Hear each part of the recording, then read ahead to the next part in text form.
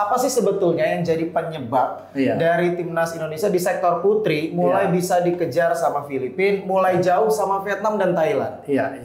Kita buka namanya Sumut Falcon Bola Voli Academy. Yang daftar ternyata banyak. Saya udah telepon langsung sama Gubernur Jawa Tengah. Nah ini udah ada spill-nya lagi nih tim gantinya.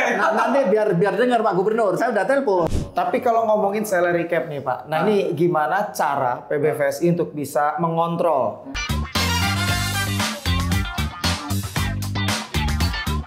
Halo Volley-mania, balik lagi di podcast Si Jago Volley. Jadi sebelumnya, ini kan di episode sebelumnya kita juga udah ngobrol ya sama salah satu pengurus Bapak Sekjen kita, ada Pak Hezar. Kita udah ngobrol gimana arah dari federasi untuk bisa memajukan bola voli di Indonesia baik secara kompetisi dan juga prestasi dari timnas. Betul. Nah sekarang kalau Pak Hezarnya udah, sekarang kita mau ngobrol juga sama Ketua Umum PBVSI. Nah ini A1-nya berarti. A1-nya udah yang paling tinggi lah ya di PBVSI. Nah kita mau ngobrol langsung sama Pak Imam Sudjarwo. Halo Pak Imam. Ya, sehat Pak? Sehat, syukur alhamdulillah. Romo sehat, Rizal sehat? Sehat Pak. Ya, syukur alhamdulillah. Terima kasih Pak ya sebelumnya sudah mampir di podcast Si Jago Volley di Moji.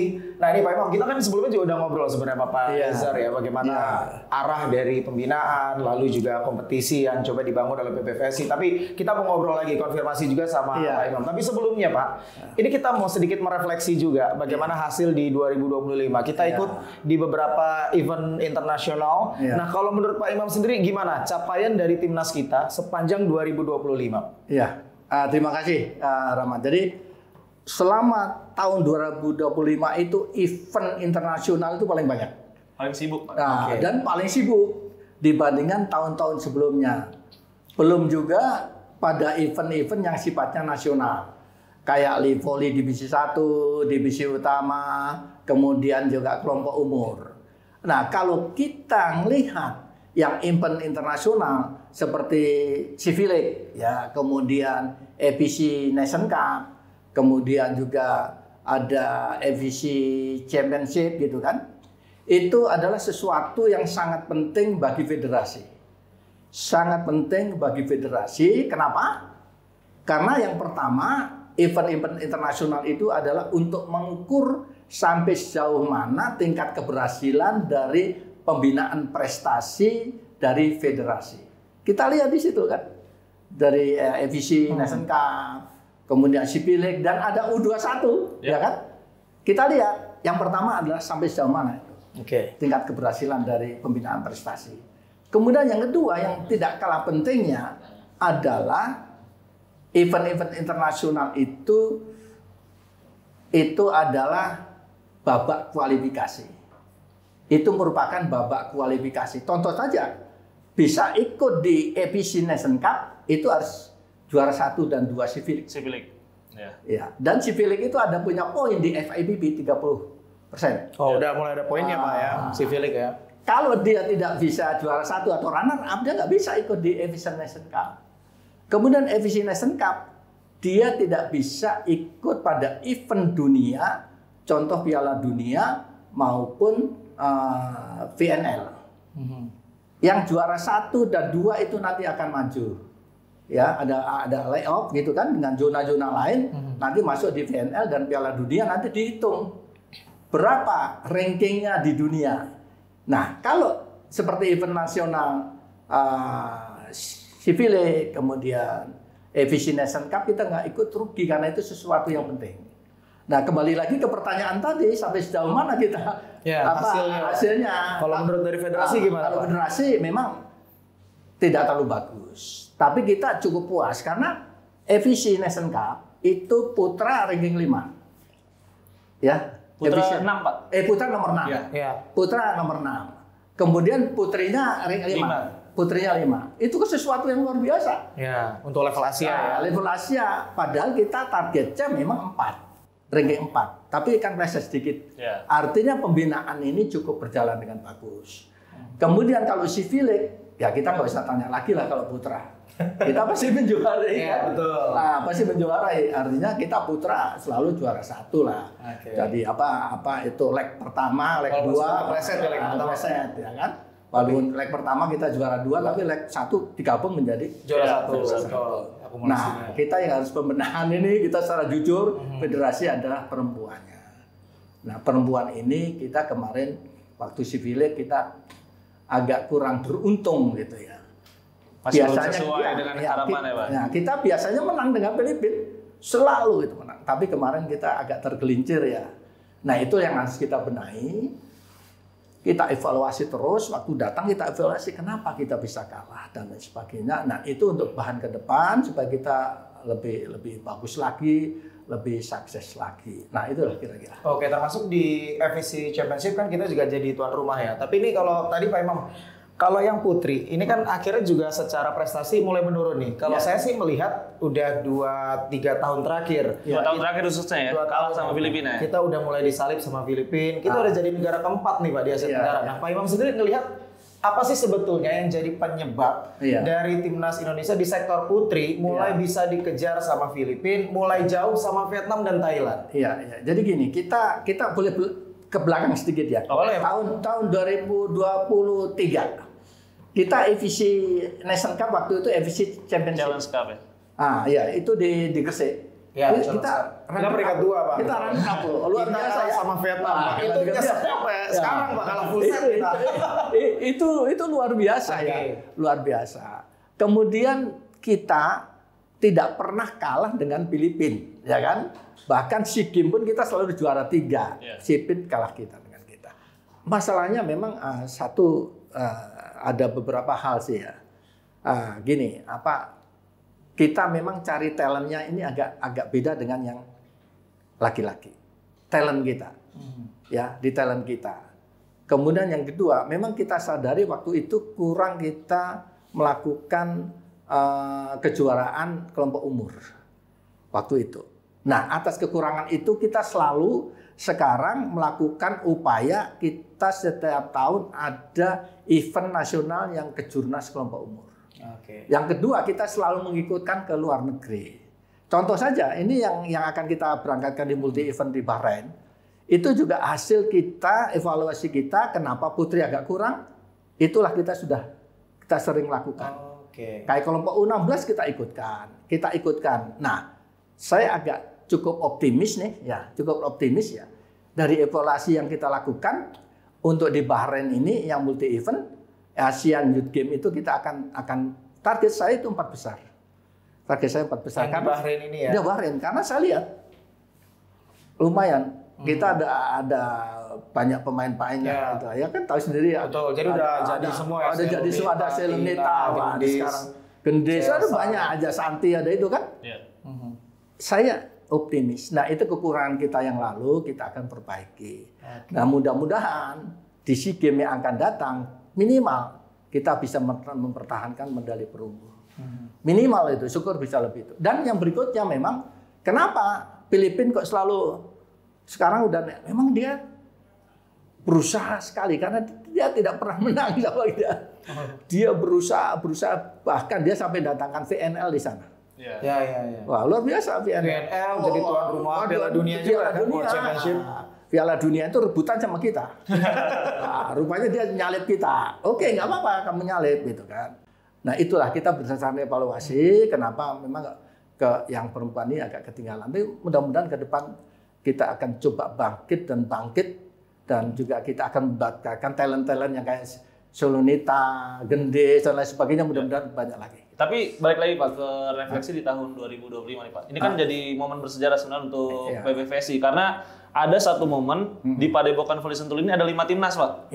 Timnas senior putra putri, timnas senior U21 putra putri, sama timnas U16 putra yang juga kemarin peringkat 5 ya Pak di FEC U16. Dan tadi juga kata Pak Imam nih regenerasi sedang coba dilakukan dan ini sekarang kita mulai aktif di kelompok umur untuk mengirimkan tim. Nah, untuk timnas putri sendiri Pak, apakah akhirnya sekarang mungkin akan ada potong generasi nih Pak buat memasukkan nama-nama yang lebih muda? Oh, yang untuk di SEA Games timnas.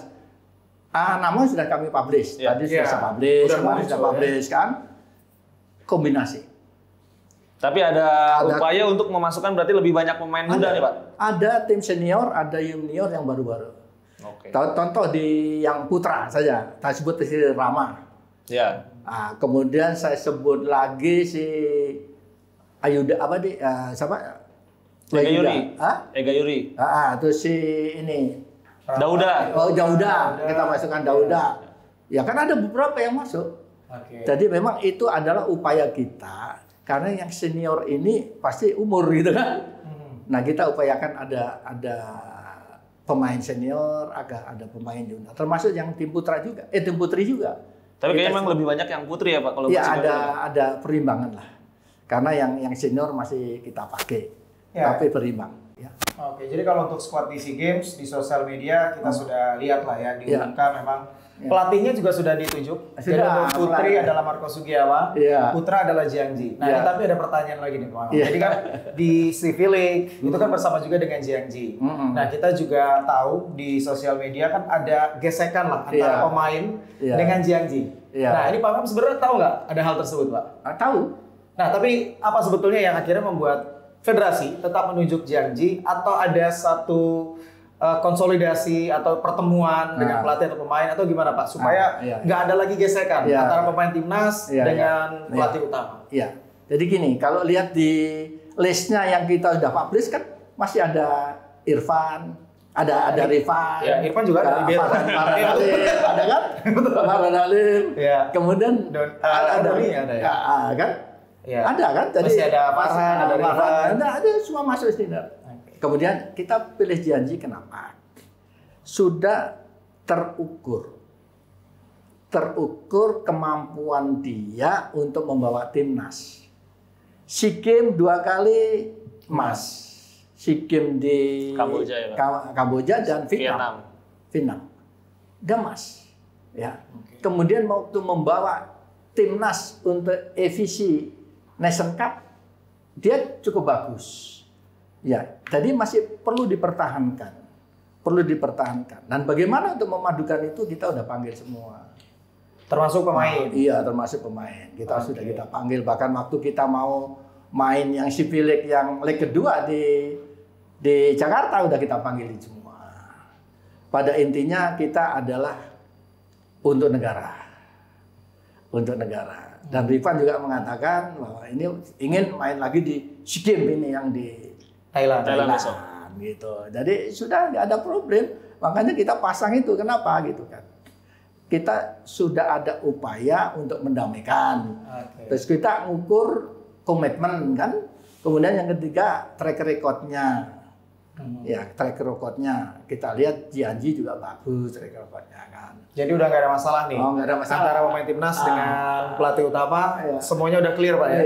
Clear. Dan kan bisa lihat sendiri waktu CV League yang kedua ya di velodrome ya. Iya kan? Velodrome kan? Juara gitu. Juara kan? Tapi persiapan nih Pak buat SEA Games nih Pak. Ini kan juga menarik karena level divisi utama kan dimajukan agar kemudian training center dari timnas ini menjadi lebih panjang. Nah, yang menarik juga adalah penunjukan Sumatera Utara nih Pak.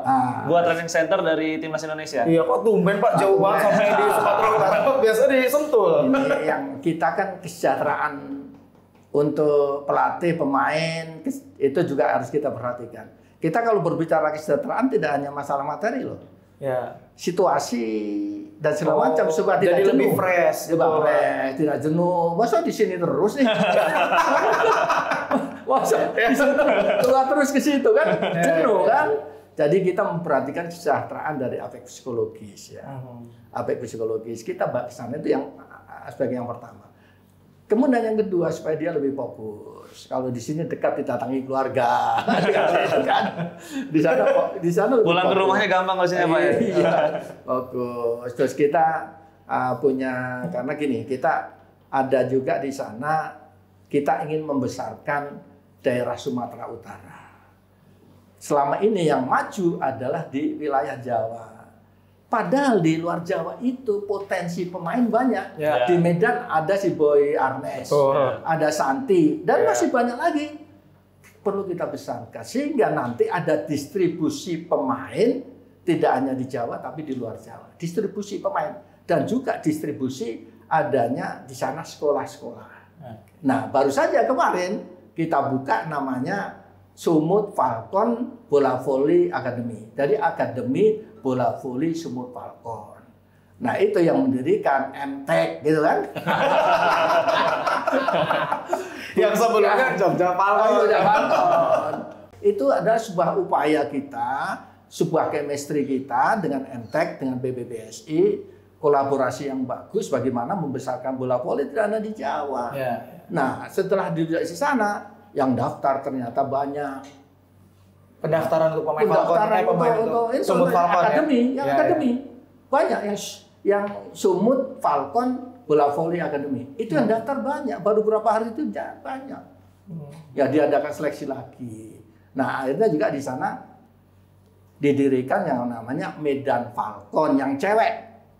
Medan Falcon yang punya Falcon nanti ikut Proliga itu Medan Falcon tuh. Oh, namanya ya.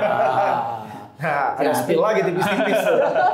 Terus ini supaya meramaikan di sana dan saya udah koordinasi dengan gubernur, dengan pemerintah daerah dan yang lain. Mereka menyambut bagus, menyambut baik bahwa kita taruh di sana timnas.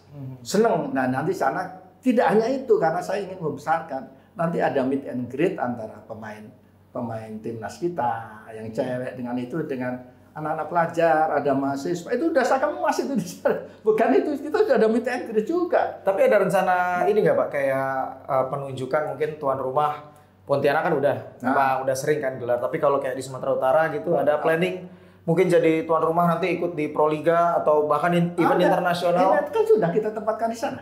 Satu, EVC Nation kan tahun depan. Nah, spill lagi dikit. Tahun depan bakal di Medan. Dia kan di Medan. Kategori putra berarti, Iya, kita tuan rumah 12 negara. Untuk putra, putri? Untuk putra. Untuk putra. Itu di sana. Oke. Doakan aja ini yang maju tinggal 2. Tinggal pemenangnya dari Cina Taipei atau kita. 2 ini. Lagi bidding nih Pak ya? Bidding. Mudah-mudahan kita dapat ya? Kita yang dapat. Itu nanti di sana loh. Iya betul. Mudah-mudahan sih jadi Pak ya. Saya sih kalau di Medan saya senang. Apalagi kalau kita dikirim ke Medan. Kapan lagi kita bisa makan durian Pak ya? Itu target saya. Dan satu lagi ini saya baru jajakin ini. Nanti timnas kita akan nanti tanding. Kita ngundang Jepang. Kalau nggak Jepang, Iran. Untuk uji coba, Pak? Uji coba kita undang ke Medan. Oke. Kita baru nunggu dari kita, si Radit, dia pastikan siapa yang bersedia itu kita. Kalau itu kita bersedia sih, Pak. Enggak, bersedia. Oh, itu lawannya kita. Bersedia, kita mau bersedia. Kan? Jadi itu, nanti kita datangkan. Mainnya itu tidak sekali, 3 kali. Dari Jepang ya? Di Jepang atau Iran. Nah, itu kita datangkan supaya ada semangat baru dan latih tandingnya dengan yang kuat, jangan dengan Asia Tenggara. Kalau putra dengan Asia Tenggara kan pasti menang lagi kan? Oke. Nah, sama mereka. Jadi ini bagian persiapan untuk SEA Games Pak ya? Iya, bagian SEA Games. Oke, ini tapi kalau ngomongin timnas juga nih Pak ya, mungkin kalau kita sedikit balik lagi timnas ketika kita tampil mau di SEA League, ketika kita juga tampil di EVC Nations Cup. Kadang sering ada kendala Pak. Jadi ketika mau panggil ada pemain yang akhirnya nggak bisa gabung. Nah ini contoh yang paling dekat nih Pak ya 2025 kan. Akhirnya kita nggak bisa panggil beberapa pemain dari Bayangkara Presisi. Yang justru mereka tampil ya kalau bisa dibilang kan sebetulnya itu kompetisi non resmi. Tapi pada akhirnya nggak bisa digunakan oleh federasi untuk memperkuat timnas Indonesia. Nah mungkin Pak Imam bisa jelaskan sebetulnya kenapa dan apa yang terjadi sih Pak Imam? Jadi gini, saya garis bawahi dulu yang Bayangkara Presisi. Ya. Itu ada miskomunikasi karena udah dibawa dulu ke Pontianak. Oh mereka ini sudah TC ke Pontianak dulu. Nah baru kita ambil 1 minggu yang lalu, berapa hari yang lalu dia udah datang si Gendis sama Celsa ya. Okay. Udah masuk tuh. Nah yang lalu rupanya udah dia kan sekolah polisi wanita. Yeah. Kita udah ngirim surat, ternyata dari Pak Pipit juga ngirim surat. Barang itu langsung dibawa ke sana. Gitu. Nah, sudah kita hubungi Pak Pipit, hanya Pak Pipit silakan, saya nggak ngalang-ngalangi untuk timnas. Nah, udah dikirim sini, ya memang terlalu mepet waktunya ya. Tapi sekarang udah gabung dengan kita. Ada Gendis, tadi saya tanya, Gendis kamu sakit? Enggak, kami siap main. Udah ada di sini. Jadi, perlu kita jelaskan bahwa di aturan kita, di ADART, di situ adalah untuk para atlet voli harus lebih mengutamakan negara. Artinya apa? Harus mengutamakan event-event yang diselenggarakan oleh negara. Contoh aja, kita utamakan si Farhan. Kan dia main di luar negeri. Dia udah kontrak. Otomatis dia harus pulang. Van der Lis pulang nanti 15 hari sebelum kita SEA Games itu dia udah pulang. Megawati 15 hari sebelumnya dia harus pulang dari Turki langsung menuju ke klubnya ya. Ke Medan. Udah begitu. Berarti Farhan nanti dari Jepang balik dulu ke Indonesia, Mega juga dari Liga Turki nanti langsung ke Medan. Balik dulu ke Medan. 15 hari sebelumnya. Karena itu aturan. Kalau enggak ada sanksi. Contoh saya berikan, si Rifan. Dulu kan harus main di FC Champion. Ya. Ternyata dia tidak izinnya mengurus apa di Polda gitu kan. Sama itu hamil istrinya. Tapi ternyata dia kan main di Kapolri Iya. Kalimantan Timur kalau nggak salah Kalimantan Timur. Ya. Timnya betul di Bulungan Pak waktu itu mainnya di. Kita kasih sanksi karena apa itu ada aturannya, ada regulasinya sehingga jangan sampai yang lain ikut-ikut. Oke. Nah, akhirnya kita beri sanksi. Dan kita punya ini, artinya punya aturan yang itu aturannya itu dari FIBB rata-rata kayak begitu. Lalu kita sampaikan juga aturan dari FIBB itu pemain mau main di luar negeri, ambil klub di Indonesia, diambil klub luar negeri, itu kalau belum ada ITC dari federasi kita nggak bisa main. Kayak Mega, kalau nggak ada ITC dari federasi nggak bisa kayak Farhan. ITC itu ITC International Transfer Certificate. Ya. Itu memang dari setiap federasi semua dunia pasti. Makanya di dalam ITC itu sudah ditulis 15 hari sebelumnya harus kembali ke negara untuk bertanding event SEA Games. Udah ada begitu, jadi dia nggak bisa ngelak. Dan memang bukan di Indonesia doang ya Pak. Iran juga ada sempat ya kayak Saber Kazemi itu dulu pernah dihukum juga oleh Federasi Bola Voli Iran ya ketika menolak panggilan tim nasional. Oke, jadi kalau buat main di luar berarti ITC-nya ini dari PB aja atau klub asalnya lagi? Jadi gini, saya kasih urutannya. Dari klub, contoh klub dari Jepang contohnya, yang dengan Farhan atau klub yang dari mengambil Farhan lah ya gampang. Farhan. Ke Indonesia dia nyurat dulu ke federasi. Mau ngambil Farhan. Waktunya kapan? Bla bla bla bla bla. Kita kirim surat di mana Fargan itu klubnya. Nah, kita kirim surat ke klubnya Farhan. Nanti kalau sudah klubnya Farhan oke, dia memberikan surat ke federasi. Nah, surat bahwa setuju. Nah, ada setelah itu kita negosiasi sama Farhan, sama klubnya, sama itu berapa hari sebelumnya dia harus sudah pulang. Gini-gini kita nego-nego kapan waktunya supaya tahu. Kalau sudah itu kita balas ke klub yang ada di Jepang. Silakan digunakan dengan catatan 15 hari sebelumnya sudah kembali karena ada mengikuti event apa SEA Games atau event apa. Selesai. Kalau masalah dia dikontrak berapa kita nggak ngurusin. Dikontrak berapa, kapan mau berangkat, kurang mau berapa, itu kita nggak ngurusin. Tapi yang penting adalah pada saat digunakan itu dia sudah siap dan mau dan nggak bisa membantah. Kalau membantah pasti sanksi. Tapi harus ada alur melalui Pasundannya juga atau gimana Pak? Iya dong. Tetap dari klub yang memilikinya Pasundan. Klubnya kan klub Pasundan ya kan? Iya betul. Yang lalu kita nyurat ke Pasundan. Oke. Jadi berarti kalau nggak ada ACC dari Pasundan nggak akan bisa. Nggak akan bisa. Oke. Akan bisa karena itu di situ ada perjanjian antara Pasundan dengan tim di sana ya Pak. Di sana kita nggak ngerti berapa kamu dikasih karena itu kan ada transfer. Nanti dengan pemainnya sendiri dengan klubnya sendiri. Tapi kita nggak ngurusin itu. Kita nggak ngurusin urusan dia. Dan ini juga biasanya dilakukan sama negara-negara di Asia Tenggara ya. Iya. Apalagi dengan SEA Games ini sebetulnya kan juga digeser. Harusnya kan pertengahan tahun, akhirnya jadi akhir tahun. Dan ini yang bikin akhirnya negara-negara seperti Indonesia, Thailand, Vietnam, Filipina, yang pemain-pemainnya ada di luar, ini juga memanggil pemain-pemainnya untuk balik di bulan Desember dengan harapan ada medali emas. Nah, ngomongin tentang harapan nih Pak. Targetnya kalau PB nanti buat SEA Games 2025, alhamdulillahnya juga kita terima kasih ya, putri kita akhirnya dikirim sama federasi. Karena memang kan simpang siur tadinya, putri dikirim atau enggak nih, karena prestasinya mulai turun. Tapi akhirnya memang terkonfirmasi kita akan dikirim. Tapi targetnya gimana Pak? Putri, kalau putra sih kayaknya emas lagi ya, walaupun kita main di Thailand Pak. Nah kalau putri? Gini, saya bicara putra dulu ya. Boleh. Putra 3 kali emas nih. Iya. Ini luar biasa nih. Wah, the hat trick kan. Ini challenge, ini tantangan buat federasi. Jangan sampai nanti turun, gitu kan? Makanya kita persiapannya cukup lama kita, cukup lama sambil milih pemain gitu pun terjadi perdebatan yang sangat luar biasa. Milih pemain, milih pelatih. Itu dalam rangka kita mempersiapkan nggak mau kalah. Ya kita nggak mau kalah, pokoknya harus menang Putra itu. Tapi kita jangan bicara masalah volley indoor lah, nanti tidak adil dengan volley pantai kita. Volley pantai kita ini kan luar biasa loh. Walaupun jarang dapat exposure ya. Exposure, tapi luar biasa volley pantai kita dapat pemain yang bagus-bagus ini baik putra maupun putri kan. Target kita emas. Untuk putra-putri juga Pak? Volley untuk putra. Untuk putra. Kalau putri saya nggak berani. Targetnya kalau putri kita 4 besar. Kalau putra kita minimal grand final. Syukur bisa emas. Kalau putra. Untuk volley pantai. Volley pantai. Jadi itu target kita itu. Jadi tidak muluk-muluk karena ada proses yang panjang. Ada proses yang panjang. Walaupun kita tahu semua negara-negara di Asia itu nggak ada yang mau kalah, semua mau menang. Nah, tinggal bagaimana kita strategi kita itu aja kan begitu.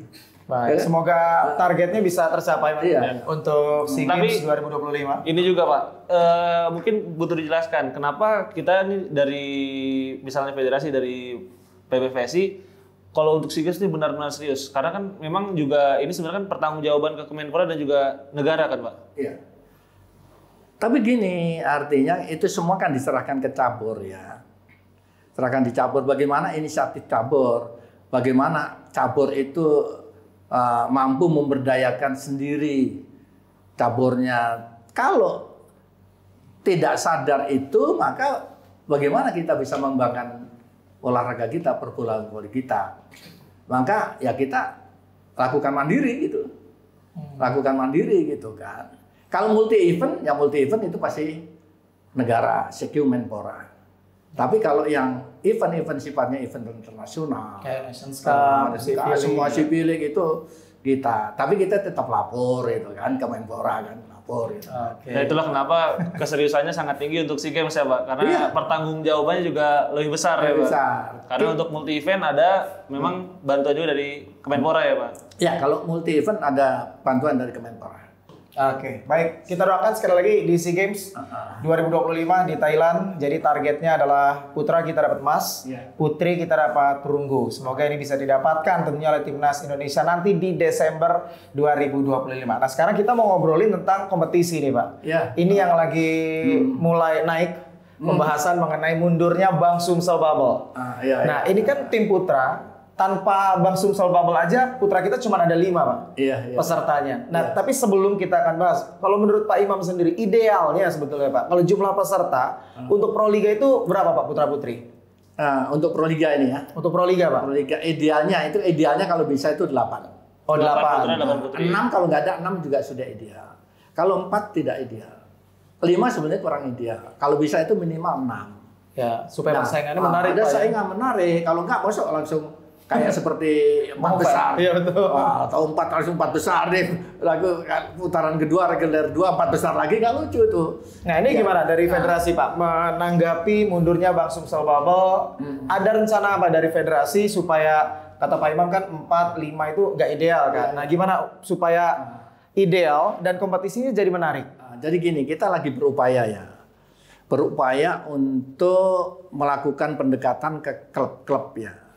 Kalau contoh klub Bank Jateng, nah saya udah ngomong karena dia ada keinginan untuk ikut. Saya udah telepon langsung sama Gubernur Jawa Tengah. Nah ini udah ada spillnya lagi nih tim penggantinya. Nanti biar dengar Pak Gubernur, saya udah telepon Pak Gubernur Jawa Tengah, tolong dong support biar rame. Ya nanti saya ini Pak Ketum saya ngomong ke panunya Poli kan.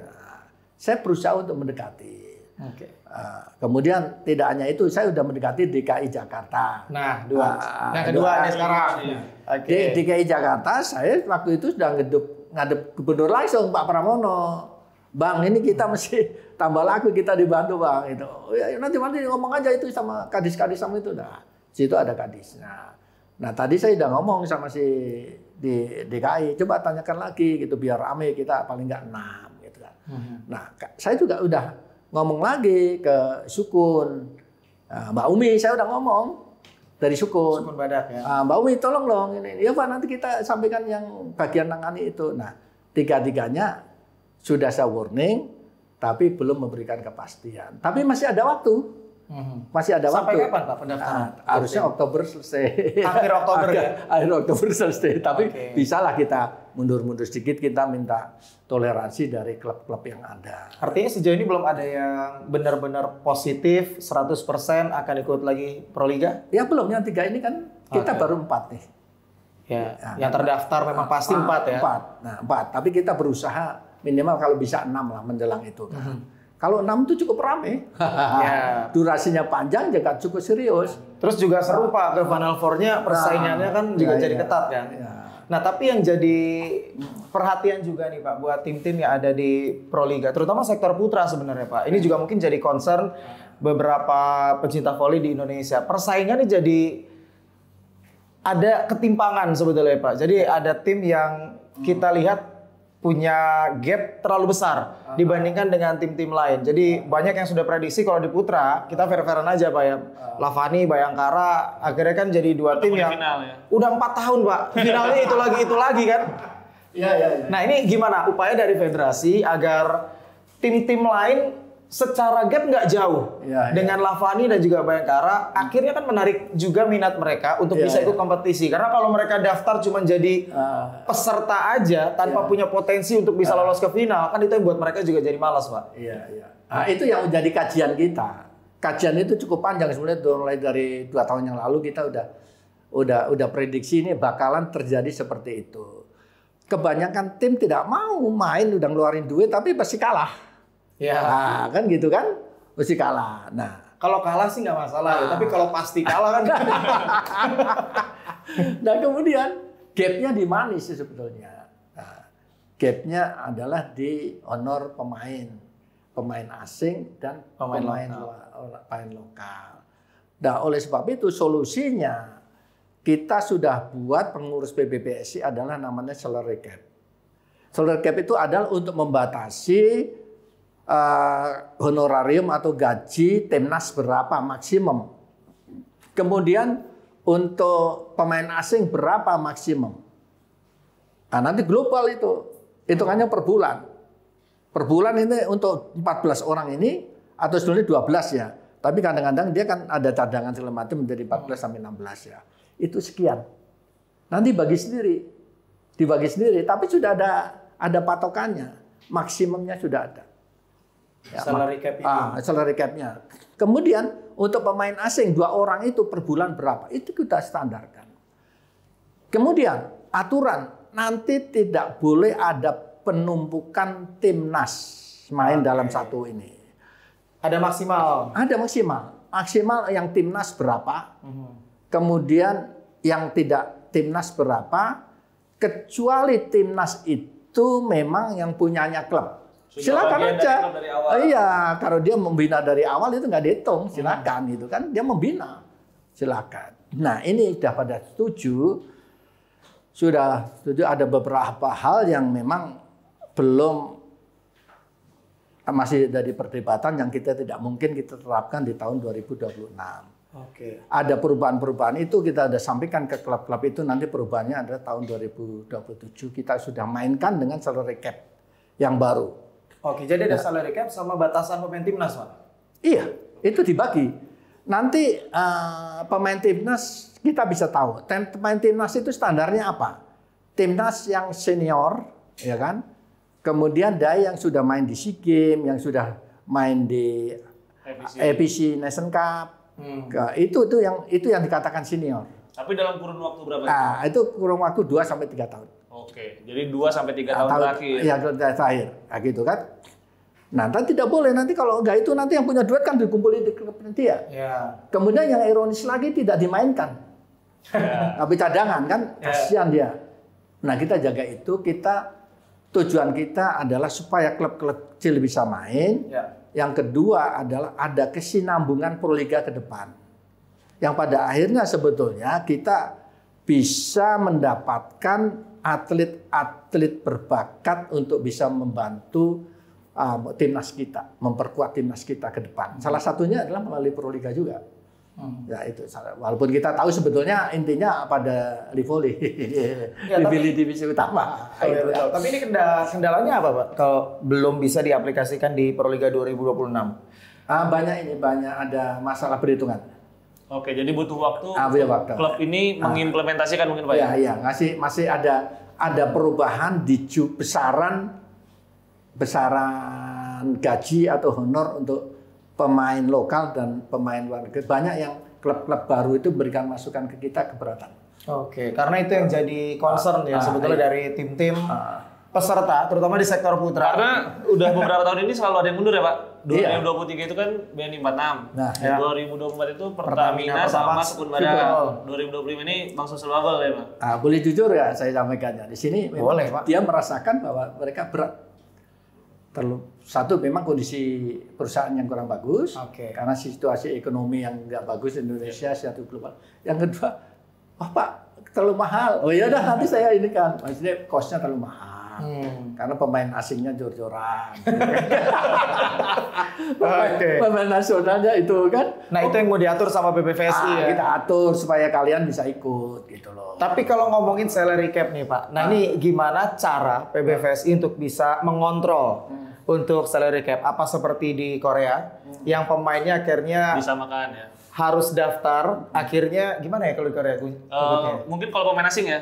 Apakah nanti pemain asingnya bakal direkrut sama PBVSI mungkin jadi draft kuota seperti di Korea? Itu nanti yang kita anukan di divisi 1, divisi utama. Itu nanti saya ceritakan yang divisi utama. Oke. Nah, tapi kalau divisi utama asing berarti Pak? Saya pahamnya begini, pemain asing begini, kita mudah. Jadi kita sudah bentuk tim audit. Karena PBVSI sudah bikin tim audit. Nanti di bawah tangan. Nah itu yang kita khawatirin Pak. Itu akan ketahuan.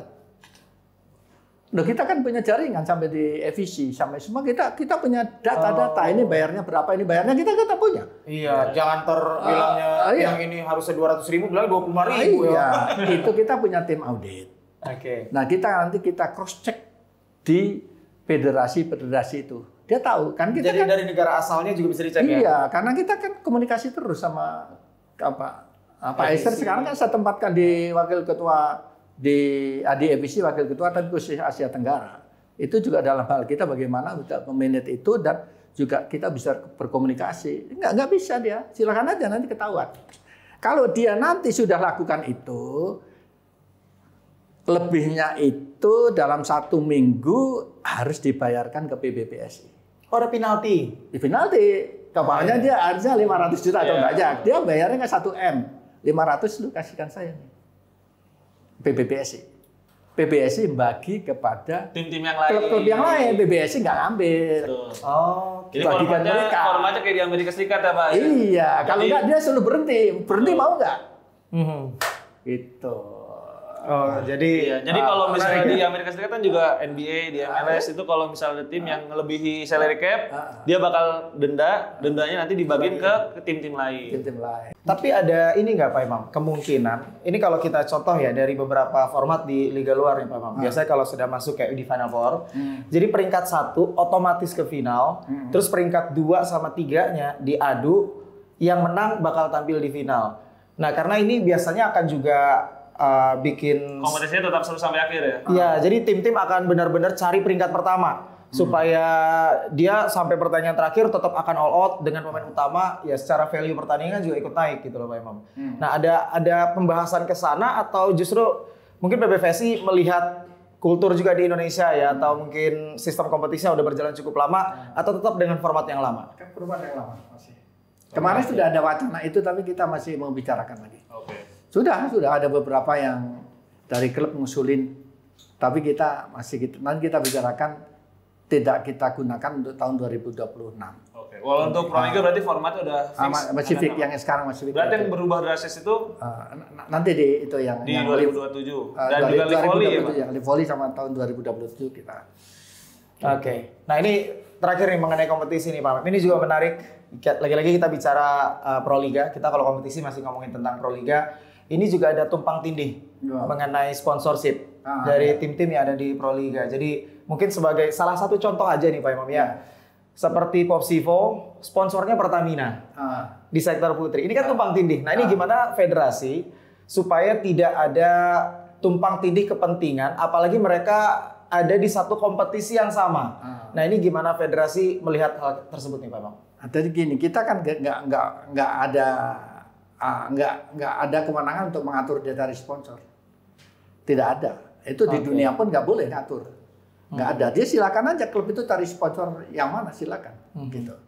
Ya, itu silakan. Tapi kalau yang kita yang penyelenggara itu ya sponsornya yang masuk ke kita, yang itu di sana nggak bisa. Dia hanya boleh di kaos. Dia mereka. Tapi kalau yang di itu nggak bisa. Di e-board itu nggak bisa. Oh, di LED board. LED nggak bisa. Itu kalau pas kita penyelenggaranya itu nggak bisa. Oke. Kalau dia pas penyelenggara boleh, kan kasih kesempatan penyelenggara silakan dia cari iklan. Kita nggak boleh batasi dia dari mana saja gitu.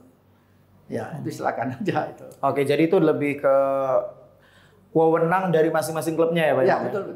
Oke, jadi memang belum ada aturan yang membatasi hal tersebut dari federasi. Nah, ini kita udah ngobrolin juga tentang kompetisi. Ini kayaknya waktunya juga udah lumayan panjang ya untuk satu episode. Nah, ini sekarang ngomongin tentang aspirasi juga nih Pak dari Volley-mania. Kalau Pak Imam sendiri sering lihat nggak sih kritikan-kritikan ke federasi di sosial media? Oh, sering. Nah, ini gimana Pak Imam melihatnya? Ya, ada yang positif, ada yang negatif. Tapi itu biasa di dunia digital sekarang, olahraga udah biasa. Itu ada kritik, sepanjang itu kritik membangun ya oke-oke aja, bagus kan. Dan itu pasti respon sama kita. Pasti respon. Kritik. Tapi kan ada kritik juga yang tidak sesuai dengan fakta. Nah itu kita harapkan ya netizen jangan yang tidak berdasarkan fakta. Ya. Nah ini gimana dari PBVSI kalau untuk bisa menyikapi hoax yang beredar mengenai volley di Indonesia? Kita sudah ada tim untuk bisa nanti kalau itu sifatnya hoax kita udah minta untuk langsung diangkat. Oh, sudah ada tim sosmednya berarti? Ada. Nanti di Tomset yang minta kita otomatis waktu itu kita udah minta. Kalau yang sifatnya hoax itu nanti di ini kan. Tapi yang susah kan kadang-kadang di beberapa netizen yang kita nggak bisa ini kan kontrol itu. Saking banyaknya ya Pak? Saking banyak. Oke. Tapi gini, artinya begini, kita juga terima kasih juga kepada netizen yang positif loh. Ada yang itu loh. Ada yang positif banget. Tapi setelah ada yang negatif setelah kita jelasin ya. Karena contoh aja kenapa Megawati kok dipersulit. Kita kasih kan itu di situ. Informasinya. Aturannya itu harus ada ITC dari teman-teman. Jadi ada upaya dari PBVSI juga lebih aktif ya Pak? Lebih aktif ya. Kita lebih aktif. Jadi di IG kita juga lebih aktif. Terus kemudian di website kita juga lebih aktif. Pada intinya bahwa selama untuk itu perbaikan perbola-volian ya oke aja. Nah ini salah satu yang juga cukup sering Pak. Kita lihat di sosial media. Ini mungkin saya sedikit bacakan juga nih Pak ya. Banyak yang juga mempertanyakan katanya sejauh mana mungkin PBVSI mencoba meregenerasi di sisi pengurus Pak. Karena mungkin banyak yang juga menginginkan adanya regenerasi supaya ada ide-ide yang juga lebih fresh. Nah dari Pak Imam sendiri apa sudah dipersiapkan hal tersebut atau seperti apa Pak? Begini, untuk dia punya kreativitas, untuk dia punya kemampuan memajukan itu tidak tergantung dari umur. Oke. Itu tergantung kapasitas. Pengalaman. Kapasitas termasuk pengalaman. Ya. Itu tidak cukup. Yang paling penting dari semua itu adalah integritas. Dia mau nggak punya kemauan? Dia punya memajukan mau nggak? Dia mau berkorban nggak? Dia mau berkorban nggak? Berkorban waktu, berkorban tenaga, pikiran, dan korban uang mau nggak dia? Oh, sampai uang Pak? Loh. Itu yang saya kaget loh. Berkorban uang itu. Kalau waktu, tenaga, masih bisa ya? Iya. Kita harus berusaha. Bagaimana kalau dikasih amanah, itu harus diperjuangkan, harus dilakukan. Nah itu harus dilakukan. Nah masalah regenerasi sebenarnya di sini banyak yang muda loh. Nggak tahu aja Pak ya. Yang muda banyak sekali. Oke. Yang muda itu banyak sekali. Contoh aja ada Laundry. Oh ya. Legend kan. Ya Legend Center kita ya. Kemudian ada si Lucy itu legend kan. Oh, iya, ada Lucy, Mas Radit ya, ada Radit, ada Regi. Wah, ada muda banyak, cuman dia nggak ngelihat kan. Ya, yang kelihatannya yang udah terlalu pengalaman. Gitu kan. Oke. Baik, ini menarik sebetulnya ya. Coba olahraga besar begini, coba kalau nggak ada kemampuan jaringan. Jaringan nggak perlu. Orang begitu nggak. Nanti kalau dia nanti yang penting jalan aja gitu, nggak pernah ada kompetisi, nggak pernah ada itu kan berat dong. Nah, jadi kalau dikatakan di sini ada yang katakan, waduh tua-tua semua. Ya. Berarti Pak Imam sering baca dong. Saya tadi mau ngomong, saya bilangnya senior aja. Emangnya di sini dia nggak ngelihat kan? Yang junior banyak. Yang mudanya sebenarnya banyak. Juniornya banyak. Tapi kalau usul pimpinan memang dicarikan orang yang punya kapasitas. Oh, tapi memang yang memimpin. Iya, memimpin mencari kapasitas. Okay. Kapasitas. Dan yang kedua itu melalui pemilihan. Okay. Yang punya suara itu adalah 37 provinsi. Ya orang yang dipilih dari 37 provinsi, yang orang yang ketemu yang punya kapasitas. Bukan saya mengatakan saya punya kapasitas kan. Sudah teruji integritasnya. Ya kan? Oke, nah jadi itu ya kan? Jadi contoh kita pilih sekjen, masa sekjennya nggak bisa bantu saya? Atau nggak punya jaringan yang luas? Udah jaringan luas gitu. Kasih saya pilih orang yang punya pengalaman. Contoh dia bisa koordinasi dengan tingkat EVC, koordinasi dengan FIPB, kan itu diperlukan perlu orang yang punya kapasitas. Kalau nggak nanti kan bingung dia. Apa nih, ya kan? Gitu.